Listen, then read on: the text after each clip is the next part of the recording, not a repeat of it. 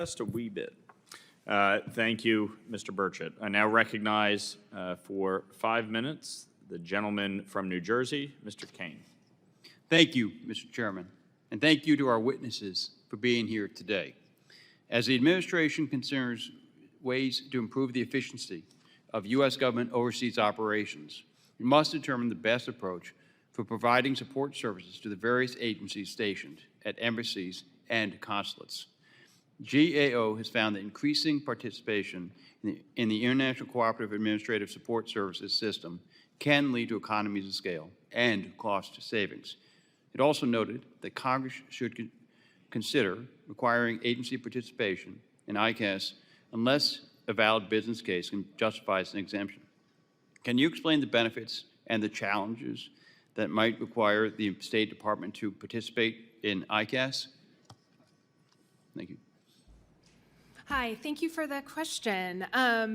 Right, the ICAS system is something that's well known to people that serve overseas, and obviously it's a voluntary participation by not only the State Department, but also the other departments that potentially have people that are serving overseas. And it provides an administrative backbone of the services that are provided overseas at embassies. I think the big question that kind of is outstanding is, should it be voluntary by the agencies that don't participate in it or do participate in it? And I think that that's a good question. I do think that generally consolidating services, which the A Bureau does, not only for the State Department, but for a lot of other agencies, like in delivering mail to people at their posts overseas, and moving all of their home goods and their office supplies and making sure that those are done in a consolidated manner. I think ICAS participation being voluntary is tricky, but it is a way to split costs also between different agencies that participate in it. So if you do work at the Peace Corps and you've got some folks that are at the embassy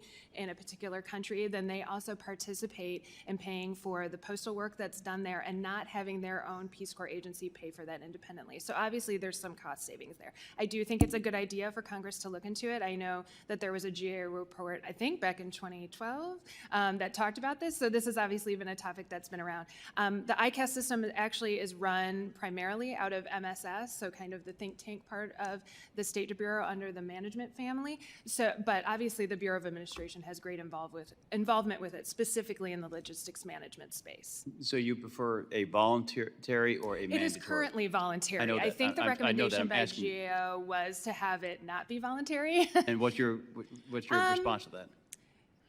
Again, it's a percentage of number of people that participate in it for other agencies, so having other people pay into that system makes sense because it is based on the size of how you participate at the embassy. Obviously, the State Department is usually the largest member of that team, so we obviously pay the largest share, but obviously there are other organizations. Again, Peace Corps is just one. There's quite a few that have people overseas. DoD is also one that participates. Thank you. Ambassador? I would vote for making it mandatory simply because if we're all over there for the same team working for the same American people, the most efficient way to do it is for one agency to go ahead and provide these services that my colleague is proposing. So I think if you're going to be overseas officially for the United States government, I think you should participate in this system.